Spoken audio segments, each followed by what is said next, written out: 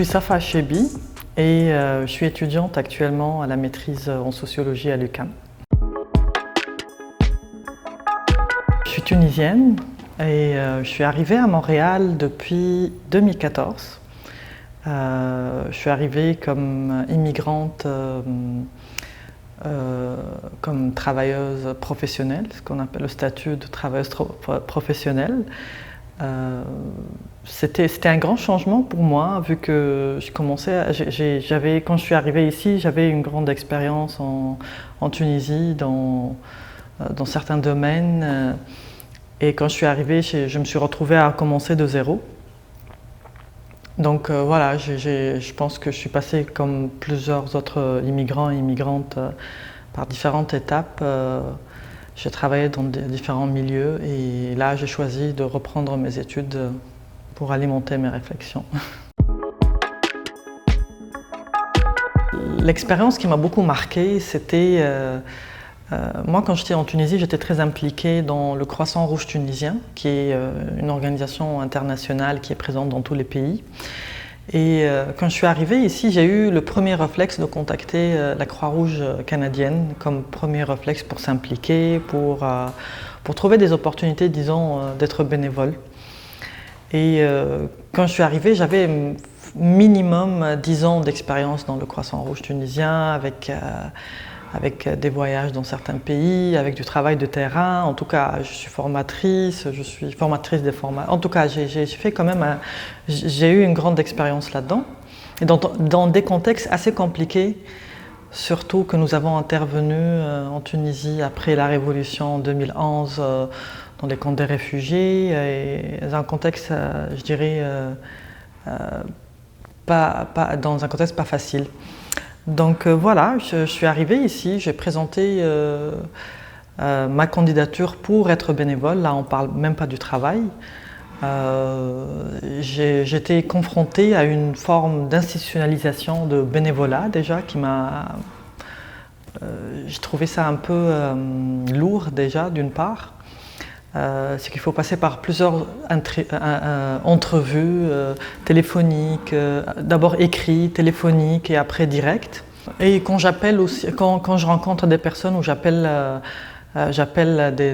l'organisme pour avoir des informations, ils nous réfèrent juste vers le site, mais il n'y a pas vraiment des explications d'une personne à une autre.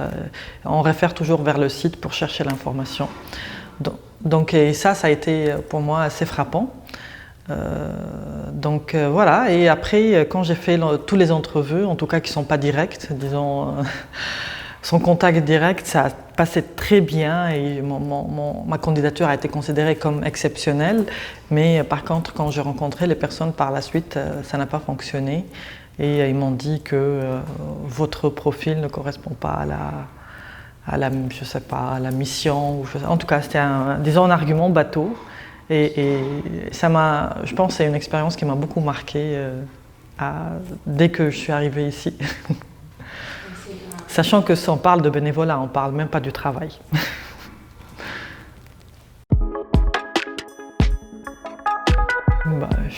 En tout cas, il y en a beaucoup, mais je pense que c'est un quotidien, mais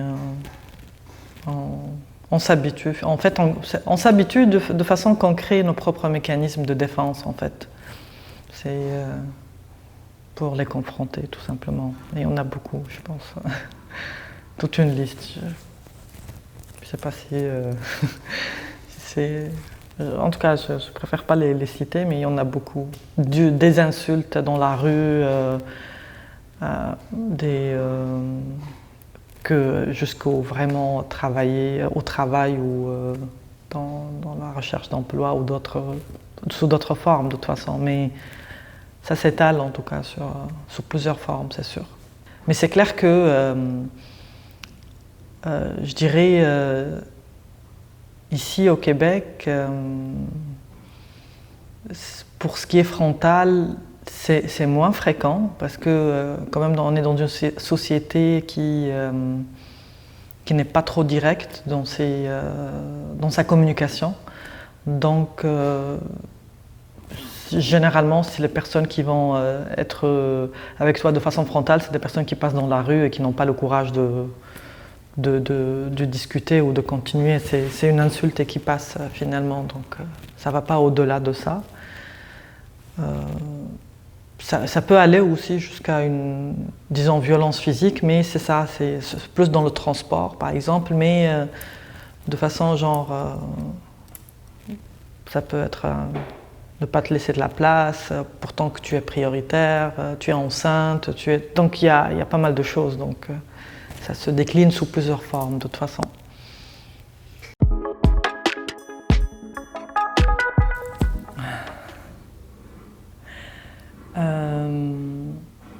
Non, en tout cas, je pense que le problème c'est que le Québec est raciste, ça nous amène à une compréhension que les Québécois sont racistes. Et ce qu'il faudrait comprendre, c'est que je pense qu'on vit aujourd'hui dans un système qui est à la base fondé sur des mécanismes raciaux et racistes. Et le Québec fait partie, en tout cas du monde, du globe terrestre. Et ça, c'est un système international qui est présent dans tous les pays. Et le Québec ne veut pas être épargné à cela. Donc je pense qu'il faut le voir de cette façon. Et il faut le voir comme tout autre système d'organisation sociale comme le patriarcat, le capitalisme, le racisme aussi, c'est une forme d'organisation sociale qui crée une sorte de hiérarchie basée sur la race. Le racisme, c'est le fait de discriminer une personne sur une base raciale, ce qui veut dire sur son origine, sur sa couleur, sur sa religion. Et c'est pour ça qu'on a plusieurs formes de racisme, comme par exemple la négrophobie, la xénophobie, l'islamophobie, l'antisémitisme. Donc, en fait, certainement que chaque forme de racisme a ses propres spécificités, mais toutes ces formes partagent les mêmes racines. Je pense que ce qui serait important d'abord de comprendre que le racisme ne peut être que systémique. Juste, on n'a pas besoin toujours de dire racisme systémique parce que le racisme ne peut pas fonctionner autrement que de façon systémique. Et ce qui veut dire systémique, ça veut dire que c'est un ensemble de pratiques ou de mécanismes systémiques qui produit de façon objective et reproduit des inégalités cumulatives à travers le temps et de manière organique dans la société. Ce qui veut dire aussi, c'est que le racisme ne peut pas se limiter uniquement à des actes discriminatoires isolés, c'est ça, mais il est présent de manière organique dans plusieurs domaines. Ça peut être dans le travail, dans la santé, dans la justice, il est présent partout en fait. Et je pense que la confusion qui se passe, à mon avis, tout le temps, c'est qu'on fait la confusion entre un acte discriminatoire et le racisme en fait en lui-même. C'est comme si on le traite de façon morale, c'est-à-dire le fait d'insulter, c'est bon, c'est le racisme et c'est tout. Si on n'insulte pas, c'est donc qu'on n'est pas raciste. Donc c'est pas ça, parce que c'est beaucoup plus large que ça. Ça se manifeste vraiment dans le système de façon très large. Je pense ce qui est important, c'est qu'il ne faut pas s'étonner qu'on a un comportement raciste. Parce qu'en fait, il faut le voir, par exemple, comme une sorte de système. Et j'imagine qu'on est aujourd'hui, on est bien conscient, ou peut-être on réalise que, par exemple, depuis le 19e siècle, on vit dans une époque capitaliste où l'intérêt ou le profit, disons, individuel croissant est quand même une base dans ce système. Et ça a été aussi même normalisé, cet aspect. Je pense ce qui est encore plus difficile, c'est de reconnaître que ce système est aussi raciste, qu'on peut le nommer capitaliste ou autre chose, mais on est d'accord, bien évidemment, que sur ces paramètres de fonctionnement.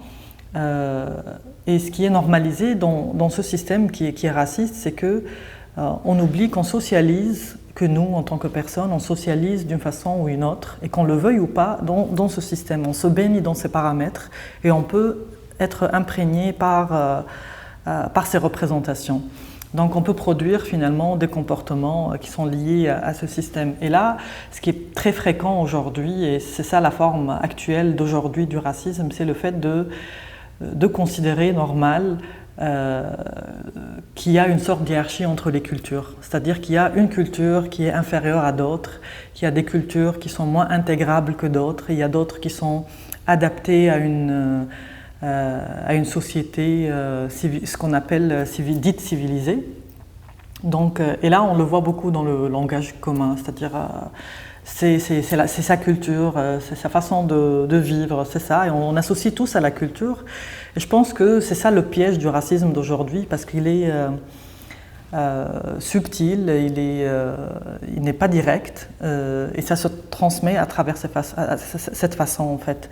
Et je pense que si nous, on a même un comportement, ou je dirais un réflexe, ou parfois même à travers notre inconscient, parce qu'on a socialisé finalement dans ces paramètres, de nourrir d'une façon ou d'une autre le racisme, et ça produit bien évidemment un comportement raciste. Donc le fait d'utiliser cette logique, je pense il faut être conscient qu'on a contribué à cette mécanique. Voilà. Donc il faut juste en être conscient, en tout cas pour la contrer, mais ça reste toujours à une échelle individuelle, clairement. Pour comprendre en fait la mécanique raciste, c'est qu'il faut être conscient que, disons, un comportement ou un acte ou une action, en tout cas raciste, est lié aussi à un rapport de force. C'est-à-dire que, oui, je peux avoir des comportements, disons, racistes, je peux avoir des propos racistes, mais ce qu'il faut voir, c'est vraiment le rapport de force ou le rapport de pouvoir que chaque personne ait dans la société, parce qu'il ne s'agit pas simplement, le racisme, il ne s'agit pas simplement juste d'un manque d'éducation ou d'ignorance tout simplement, et parfois on tombe un peu dans ce piège, mais c'est un rapport social, c'est-à-dire qui est lié à des positions sociales et à ce que chaque personne, en fait, dans sa position sociale peut produire comme comportement qui a des impacts concrets et réels sur d'autres personnes. Par exemple, si je dirais une personne racialisée, disons, si elle va dire ou elle va insulter par exemple un blanc, on peut considérer ça comme une insulte ou agression, peut-être verbale et tout, mais on ne peut pas considérer ça comme un acte raciste, parce que c'est pas lié en fait à la dynamique raciste, parce que ça ne crée pas un impact finalement sur le blanc. Par contre, s'il y a d'autres je sais pas, d'autres représentations ou d'autres insultes ou des comportements qui circulent un peu dans la société, ça circule de façon systémique, et en fait ça alimente toute la société, et même les discriminations par la suite, ça se perpétue de façon systémique, et ça produit des lois, et ça produit beaucoup de choses qui discriminent en fait les mêmes personnes. Et moi je dirais que par exemple, la dernière loi au Québec, la loi 21, clairement, c'est une loi raciste. Il faut l'admettre aussi, même si on évite de le dire. Mais c'est une loi qui discrimine des personnes sur une appartenance religieuse, bien évidemment. En tout cas, c'est l'argument qu'on donne, mais à la base, il y a toute une réflexion derrière aussi qu'on utilise. Et là, c'est lié à tout un ensemble de représentations qui circulent dans la société depuis des années, qui est lié et qui est alimenté par une histoire coloniale, et par suite, elle est engendrée par l'action de l'État, en fait.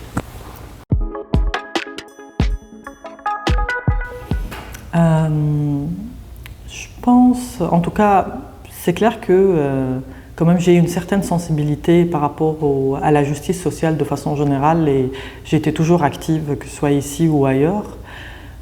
Mais par contre, par rapport à la question du racisme, je pense que ce n'était pas vraiment un choix. Je pense que je n'ai pas le luxe de choisir finalement ma lutte, mais c'est la lutte qui m'a choisi.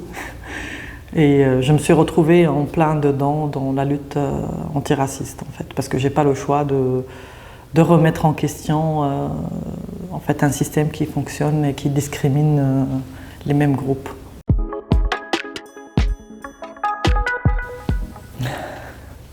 Je pense que la première chose, surtout par rapport à ce gouvernement qu'on a aujourd'hui, c'est d'admettre d'abord que le racisme est systémique. il y a toujours une résistance par rapport à cela et je pense qu'il suffit juste de comprendre c'est quoi un racisme systémique juste pour l'admettre, parce que le Québec fait partie de ce monde et on ne peut pas être épargné à cela. Voilà. Je pense la chose, disons, la plus simple, après avoir au moins être conscient ou comprendre un peu la dynamique raciale, comment ça fonctionne, la première chose à faire, c'est vraiment de dénoncer le racisme où il se trouve et ne pas rester silencieux face à des formes d'injustice, peu importe quelles sont. Oui, c'est une façon parmi d'autres, clairement. Il y a plusieurs niveaux d'implication, certainement. Participer à une manifestation, c'est une forme de solidarité ponctuelle, clairement. Et comme elle peut s'arrêter à ce niveau, comme elle peut aller au-delà de ça aussi par la suite. Tout dépend, en fait, du niveau d'implication de chaque personne.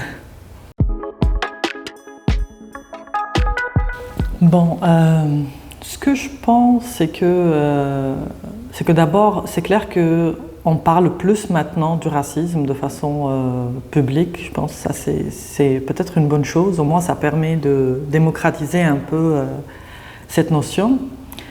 Il y a clairement aussi une multiplication d'actions collectives contre le racisme. Mais je pense qu'il est important, c'est de ne pas se limiter uniquement à cela et d'agir pour toucher vraiment les racines un peu de ce système, en fait, qui est finalement un changement systémique aussi, qui n'est pas aussi simple, mais ça prend beaucoup de travail, clairement. Les réseaux sociaux, ça permet au moins de faire circuler rapidement certaines informations, peut-être certains savoirs, mais ça reste... le problème et peut-être le piège des réseaux sociaux, c'est que ça nous fait croire qu'on est en train d'agir activement dans la lutte, mais finalement, ça reste des actions qui certainement peuvent permettre peut-être d'élargir un peu le cercle de conscience, mais ça ne touche pas directement les racines en fait, de ce système. Je pense qu'il faut faire attention de ne pas tomber de ce piège, parce que je trouve que le réseau social, ça crée une forme assez confortable pour militer chez soi sans confronter nos propres peut-être notions ou nos intérêts aussi parfois. Je pense, ce qui se passe toujours, c'est qu'il y a une sorte de confusion entre solidarité et alliance. À mon avis, la solidarité, c'est le fait de contribuer à une action qui ne nous touche pas vraiment ou une cause qui ne nous concerne pas de façon directe. Et ça, moi, je le considère comme un devoir, en fait. On a le devoir peut-être d'agir ou de participer à ce genre d'action.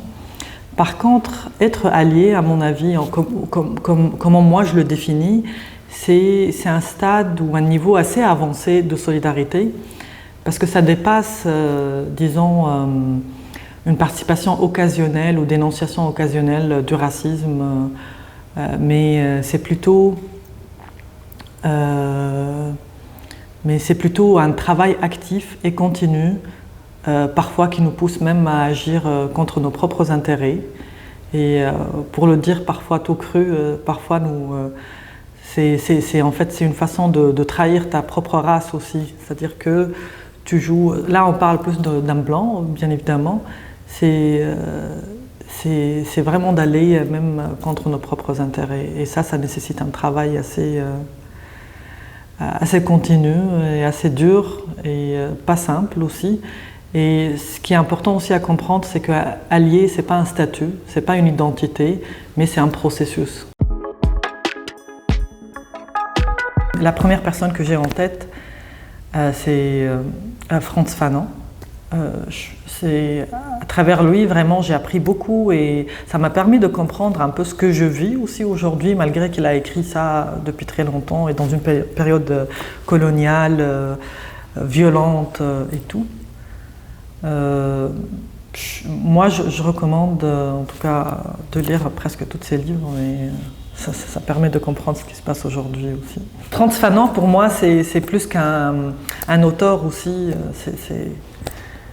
C'est un penseur qui a écrit, qui a toute une expérience. Et je trouve que son parcours, ça explique beaucoup de choses, parce que son passage de la Martinique, puis en France, puis en Algérie, ça a créé... je trouve que son parcours est impressionnant et de décider après avoir parti... parce qu'il a voyagé du Martinique pour aller combattre avec l'armée française contre les nazis. Mais après, il a réalisé que finalement, il restera toujours le noir. Donc, et à ce moment-là, il y avait la guerre d'Algérie, donc il a décidé de combattre auprès des Algériens. Et je trouve ça fascinant, en tout cas, et tout ce qu'il a remarqué dans l'époque coloniale, parce que lui, c'est un psychanalyste, donc c'est une analyse impressionnante, en tout cas. Et ce qui est impressionnant, c'est que ça s'applique, parce que c'est la même mécanique de toute façon, ça s'applique même aujourd'hui, quand tu lis... ces livres, en tout cas, c'est aujourd'hui, en tout cas. J'ai peut-être 2 livres à mentionner. C'est d'abord de Frantz Fanon, Peau noire, masque blanc. Et il y a un équivalent de ce livre qui a été produit ici au Canada, qui s'appelle Peau rouge, masque blanc, qui a été produit par Glenn Gloutard, qui est un autochtone, et qui se base sur la même analyse de Frantz Fanon. Et c'est un livre très impressionnant par rapport aux réalités autochtones. C'est le film Le 13e. C'est un film qui est disponible sur Netflix, mais qui rapporte un peu la dimension raciale à la question d'incarcération aux États-Unis. Et ça amène une dimension, surtout une analyse historique qui est assez intéressante, je pense. À mon avis, il faut le voir. Et un autre, c'est un documentaire indépendant de Hassan Mezine qui s'appelle France, hier et aujourd'hui, qui évoque un peu l'histoire et le parcours de Frantz Fanon entre hier et aujourd'hui et qu'est-ce qui se passe avec lui aujourd'hui. Il y a en fait une chanson tunisienne par un artiste tunisien, un artiste noir tunisien qui s'appelle Matsima et la chanson s'appelle Kahlouch, qui parle de la réalité des Noirs en Tunisie et que je trouve assez intéressante comme chanson.